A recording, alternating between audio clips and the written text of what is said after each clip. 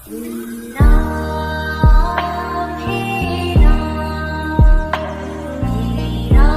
श्री राम दोस्तों, आप देख रहे हैं YouTube चैनल ज्ञान स्टार प्लस। तो दोस्तों, आप सभी का हार्दिक स्वागत और अभिनंदन। दोस्तों, आज हमने आपके लिए कमेंट चुना है श्रीमान भगवान दास सिंह राठौड़, ग्राम खमतरा, जिला पन्ना साहब, मध्य प्रदेश का। और ये लिखते हैं कि एक ईंट का महल बना, 100 गाय समाए, दुही एक न देते है, घी बेचन जाए। दोस्तों देखिए, कहाँ लगेगी ये पहेली, हम इसका उत्तर खोजने की कोशिश कर रहे हैं। इससे पहले जो भाई हमारे चैनल पर नए हैं, उन भाइयों से मेरा निवेदन है कि बे भाई हमारे चैनल को सब्सक्राइब जरूर कर दें। आते हैं मूल कथा वस्तु पर। दोस्तों देखिए, ये पहेली जब हम इसकी खोज करने गए तो पुराणों में हमें कहीं भी उत्तर नहीं मिला। हम बड़े परेशान हुए श्रीमान भगवान दास सिंह राठौड़ जी की इस पहेली से। तो हमने खोजने का प्रयास किया और हमें पाया इसका उत्तर कि केवल एक ईंट से ही वह महल बना है। जब हमने शाब्दिक अर्थ किया, 100 गाय समाए, अर्थात 100 गायों का जो दूध है, या गाय का अर्थ जब गा पे आते हैं तो इंद्रियां भी होती हैं, और वो उसमें 100 गाय अर्थात उस महल में जा सकती हैं। और दुई एक न जाए, अर्थात उसमें से एक का भी दूध नहीं निकाला जाता है। और घी बचे न जाए, अर्थात घी बेचने जाते हैं। दूध काढ़ा नहीं और घी बेचने जा रहे हैं, ये इसका शाब्दिक अर्थ निकल के आया। परंतु देखिए दोस्तों, ऐसे नहीं, ये पहेली इस तरह से है कि इस पहेली का उत्तर है एक ईंट का महल बना। और एक ईंट का मतलब है एक ही प्रकार की ईंटों से जो महल बनाया जाता है वो होता है इंसान का शरीर। ये जो शरीर है ये केवल एक ईंट से ही बना है, अर्थात इसमें जो हड्डियां हैं उन्हीं से बना है। ये नहीं कि इसमें कोई अलग अलग ईंटें लाई गई हों और तब जाके इसमें कोई चिनाई की गई हो, और इनसे मिला करके जब ये इंसान का शरीर पूर्ण हो गया तो उसके पश्चात इसमें 100 गाय समाए। अर्थात गाय का मतलब यहाँ इंद्रियों से है, सोचने की शक्ति से है। तो इंसान कितनी तरह की बातें सोचता है वो सभी इसके दिमाग में आ जाती हैं, क्योंकि इंसान का दिमाग इतना तेज होता है कि उसमें सभी ख्वाब आ जाते हैं।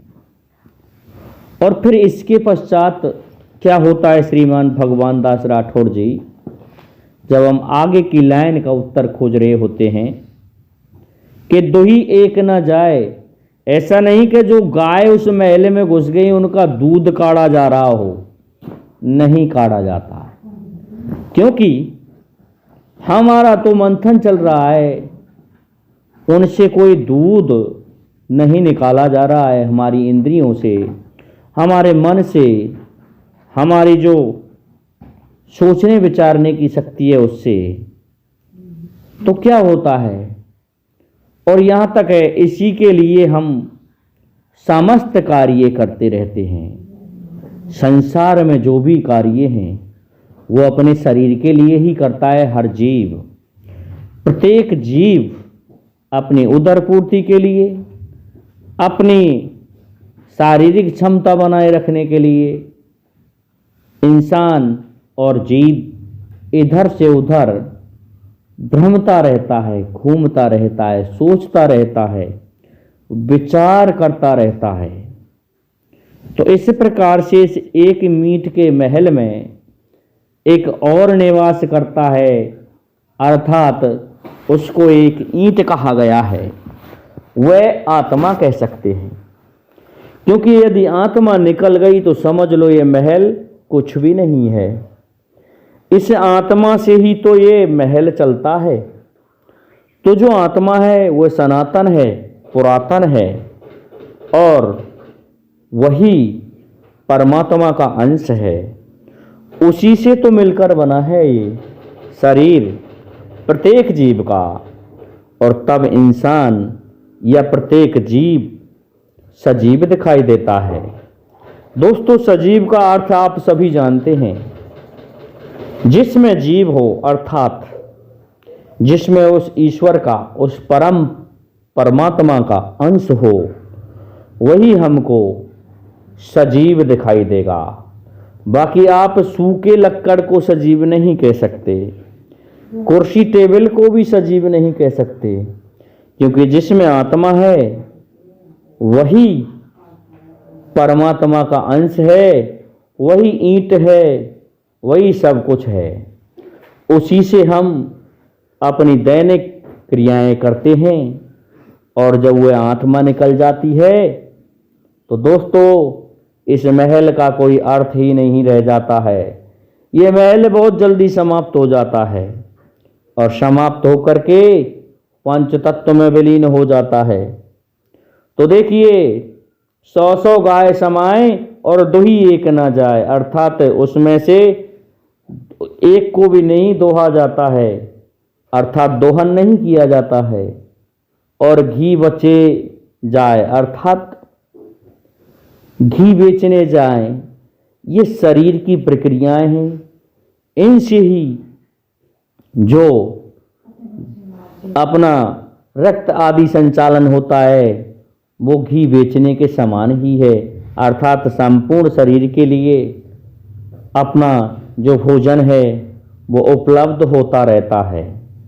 शरीर से पसीने के रूप में घी के समान ही पसीना निकलता रहता है। कोई गाय का दूध थोड़ी काढ़ा जाता है दोस्तों।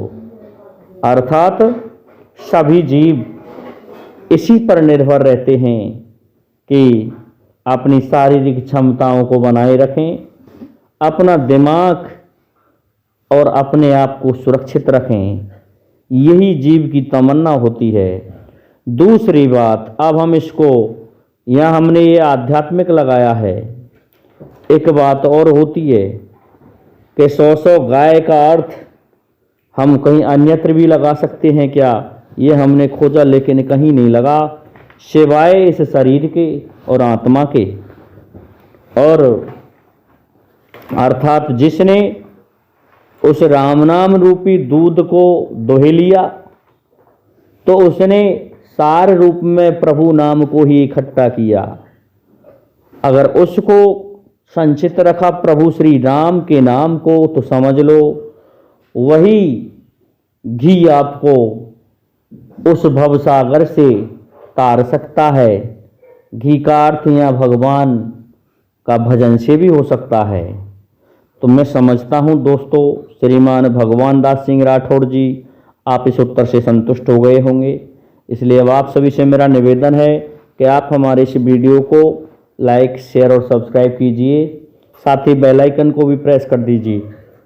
दोस्तों, जय हिंद, जय भारत, जय जय श्री राधे, जय जय श्री राम।